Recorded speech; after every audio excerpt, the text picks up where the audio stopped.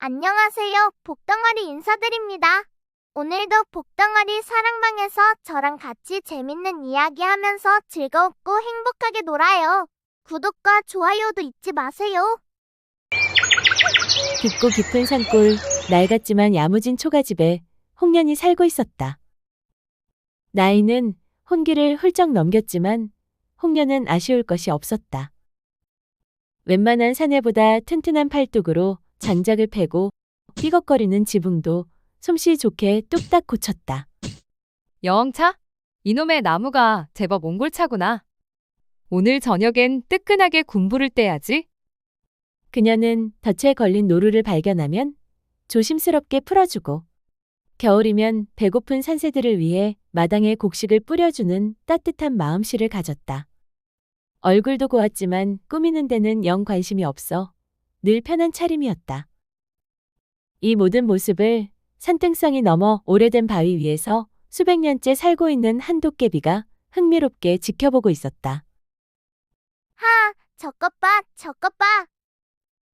말로만 처자지 기운 쓰는 것 보면 어지간한 사내는 다 도망갈 거야. 아니, 그런데 또 작은 산새 한 마리한테도 마음을 쓰는 것 보면 천상 여자가 따로 없다니까. 참 별난 여인이야. 심심한데 오늘은 무슨 장난을 쳐볼까? 다음 날 아침, 홍련은 아침 일찍 물을 기르러 우물가로 향했다. 그런데 어찌된 일인지 어제까지 맑았던 우물물이 온통 달콤한 꿀물로 변해 있었다. 아니, 이게 무슨 일이람? 밤사이에 꿀벌들이 단체로 이사라도 왔나? 뭐 덕분에 오늘 아침은 달달한 꿀물로 마시겠네. 산신령님이 주시는 선물인가 보다. 홍련은 투덜거리기는커녕 콧노래를 부르며 꿀물을 길어갔다. 바위 뒤에 숨어 홍련이 기겁하는 모습을 기대했던 도깨비는 김이 샜다. 저 여인은 놀라는 법이 없구먼. 그렇다면 다음은 이거다. 그날 오후 홍련이 가장 아끼는 손토끼가 감쪽같이 사라졌다. 이상하다? 분명 여기에 뒀는데 산짐승이 물어갔나? 에이, 하는 수 없지. 오늘은 무딘 도끼로 참나무를 패려면 애 좀 먹겠구나. 어깨야, 오늘 고생 좀 해다오. 홍련은 이번에도 대수롭지 않게 다른 일을 시작했다. 도깨비는 자신의 장난에 전혀 당황하지 않는 홍련이 얄미우면서도 그 씩씩한 모습에 점점 정이 갔다. 며칠 뒤 도깨비는 시름에 잠겼다. 수백 년 동안 자신의 쉼터가 되어 주었던 산에서 가장 오래된 참나무가 시름시름 앓기 시작한 것이다. 이럴 수가. 나의 오랜 친구가 기운을 잃어가고 있어. 내가 가진 재주로는 마른 나무에 꽃을 피울 수는 있어도 죽어가는 생명을 살릴 수는 없으니 이를 어쩐다.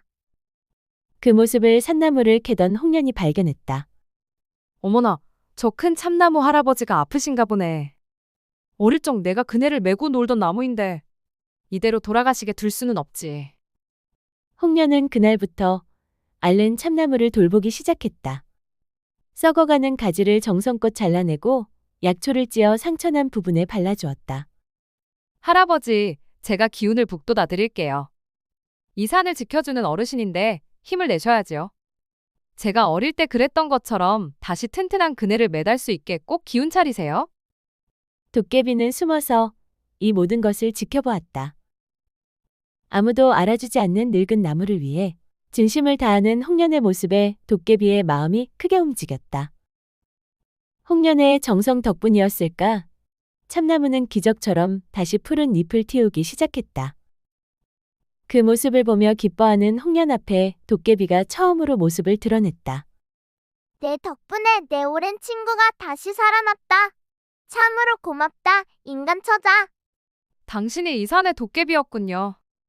어쩐지 제 손도끼가 제 발로 사라지고 우물물이 꿀물로 변하더라니. 다 당신 짓이었지요? 아니, 너는 나를 보고도 무섭지 않은 것이냐? 무서울 게 뭐 있습니까? 장난이 좀 짓궂긴 해도 나쁜 마음은 없는 것 같던데요. 그나저나 친구가 아파서 그리 시름이 깊었으면 말을 할 것이지. 왜 혼자 끙끙 앓고 있었답니까? 내가 도깨비인데 어찌 인간에게 도움을 청하겠느냐? 도깨비는 뭐 별거랍니까? 친구가 아프면 슬픈 건 매한가지지요. 다음부터는 어려운 일 있으면 꼭 말하세요. 이 홍련이가 두 팔 걷어붙이고 도와드릴 테니. 홍련의 당찬 대답에 도깨비는 할 말을 잃고 헛웃음을 쳤다. 참으로 겁도 없고 바보 같은 처자로군. 이 몸이 도깨비인 걸 알면서도 그리 쉽게 마음을 열다니. 게다가 인간이면서 도깨비인 나를 앞으로도 도와주겠대. 하지만 그의 퉁명스러운 말 속에는 따뜻함이 묻어 있었다. 그렇게 둘은 스스럼 없는 친구가 되었다. 그러던 어느 날 도깨비는 홍련에게 필요한 것이 무엇일까 고민을 하다가 말을 꺼냈다. 홍련아, 내가 궁금한 게 있다.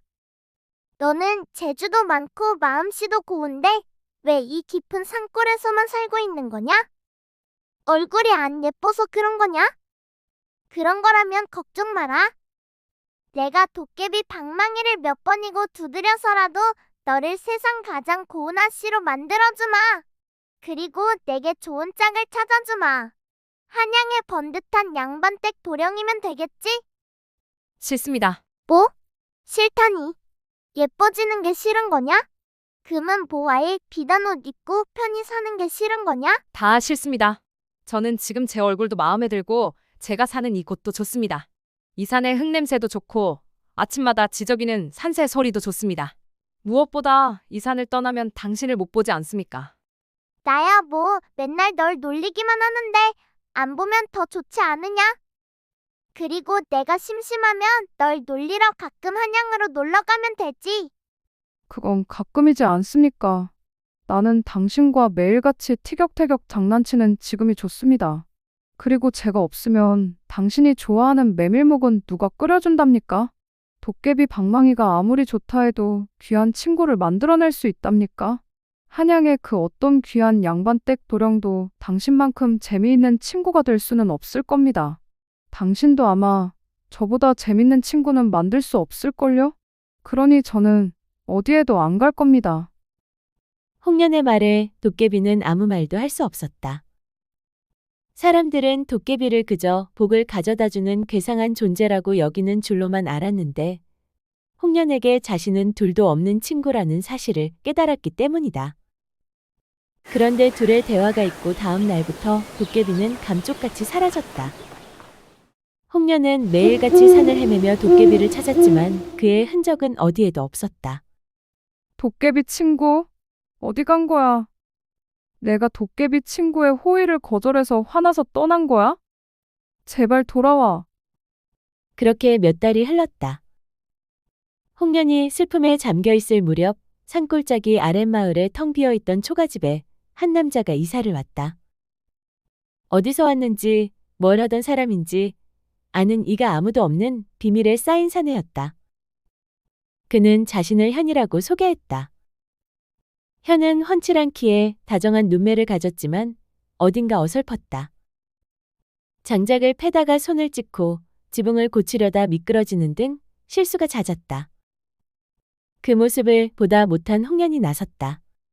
아이고 답답해. 비켜보시오. 장작은 허리를 꼿꼿이 세우고 도끼 끝에 힘을 실어 내리쳐야지. 하, 아씨는 참으로 대단하시오. 어찌 그리 힘이 장사요? 홍련은 다정한 현의 말을 들으며 도깨비 친구라면 이럴 때 나를 얼마나 놀렸을까 생각하다가 이내 고개를 저었다. 홍련은 현과 이웃으로 지내며 점차 가까워졌다. 현은 서툴렀지만 마음만은 따뜻했고 홍련의 씩씩한 모습에 늘 감탄하며 칭찬을 아끼지 않았다. 하지만 홍련의 마음 한구석에는 늘 도깨비에 대한 그리움이 자리 잡고 있었다. 어느 보름달이 밝은 밤, 홍련은 도깨비가 가장 좋아하던 메밀묵과 막걸리를 챙겨 늙은 참나무로 향했다. 도깨비 친구, 잘 지내? 나는 내가 너무 보고 싶어. 내가 사라지고 나니 이 넓은 산에 나 혼자만 남은 것 같아. 너의 장난이 그립고 너의 웃음소리가 그리워. 사실 나는 너를 친구 이상으로 좋아했나 봐. 너의 말이 맞았어. 나는 정말 바보야. 바보같이 이제야 내 마음을 깨달았어. 홍련이 눈물을 뚝뚝 흘리며 혼잣말을 하고 있을 때였다. 그것 봐. 내 말이 맞지? 이제야 그걸 알았단 말이냐? 익숙하면서도 낯선 목소리에 홍련이 화들짝 놀라 뒤를 돌아보았다. 그곳에는 현이 서 있었다. 현, 도련님? 어찌 여기에? 그리고 방금 그 말은? 내 말투를 그새 잊은 것이냐? 아직도 모르겠느냐? 내가 바로 홍련이 내가 그토록 찾던 짓궂은 장난만 치던 도깨비 친구다. 하. 홍련은 믿을 수 없다는 듯 현을 바라보았다. 현은 그동안 있었던 모든 일을 털어놓았다.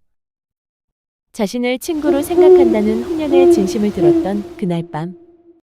도깨비는 바위에 앉아 깊은 고뇌에 빠졌다. 그리고 마침내 아주 어려운 결심을 내렸다. 그는 자신의 모든 것을 걸고 홍련의 곁에 함께하기로 마음먹었다. 도깨비는 안개가 자욱한 새벽. 도깨비들의 왕이 산다는 천년 동굴로 향했다. 네 이놈! 고작 인간 계집 하나 때문에 수천 년의 삶을 버리고 미천한 인간이 되겠다고? 제정신이냐?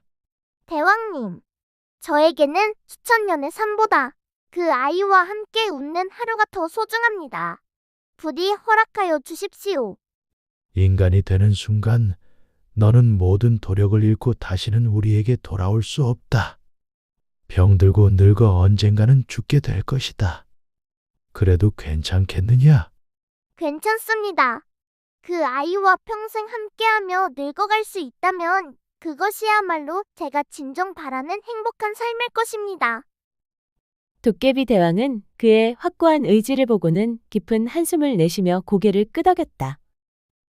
도깨비 대왕을 찾아가 인간이 되게 해달라고 빌었던 일, 모든 도력을 잃고 평범한 인간이 되어 그녀의 곁으로 돌아온 일까지 모두 듣고 난 홍련은 눈물을 흘렸다. 어찌 그런 바보 같은 짓을. 나 때문에 바보는 내가 아니라 당신입니다. 현은 그런 홍련을 보며 크게 웃었다. 하하, 우리는 바보 배필이구나. 나는 내 앞에 못생긴 얼굴로 울고 있는 바보가 세상에서 제일로 좋다. 이상꼬를 사랑하고 늙은 나무 친구를 소중히 여길 줄 아는 바보. 그리고 무엇보다 나를 이토록 그리워하고 사랑해주는 바보. 그게 바로 너, 홍련이다. 현은 홍련의 눈물을 닦아주며 말을 이었다. 너와 함께하고 싶어. 늙고 병들고 죽는 길을 택했다. 하지만 걱정 마라. 나는 아주 건강하고 튼튼하게 너랑 오래오래 살 거다. 너랑 칠 장난이 아직도 많이 남았으니 말이다. 그러니 홍련아, 이제 내 곁에서 평생 함께 웃어주겠느냐? 홍련은 고개를 끄덕이며 현의 품에 와락 안겼다. 홍련아, 그런데 내가 현이라고 속인 이번 장난은 정말 대단하지 않았느냐? 하하, 어떠냐? 나 정말 기발하지? 예, 정말 대단하십니다. 저를 감쪽같이 속이셔서 참 기쁘시겠습니다. 그러니 다정한 현도련님도 장난기 넘치는 도깨비 친구도 이제 절대로 어디 가지 말고 제 옆에 꼭 붙어 있어야 합니다. 그 후 깊고 깊은 산골에는 새로운 이야기가 시작되었다. 재주 많고 마음 따뜻한 홍련아 씨와 어딘가 어설프지만 세상 가장 다정한 현 서방님의 이야기. 두 사람은 매일같이 재미난 장난을 치면서도 서로를 세상 가장 소중히 여기며 오래오래 행복하게 살았다. 서방님, 이제는 좀 알아야겠습니다. 도깨비로 사신 세월까지 합치면 도대체 나이가 몇 살이십니까? 몇 살이시기에 이리도 유치한 장난을 치시는 건지. 하하, 예쁜 색시야. 맛있는 메밀묵 써주면 알려주지.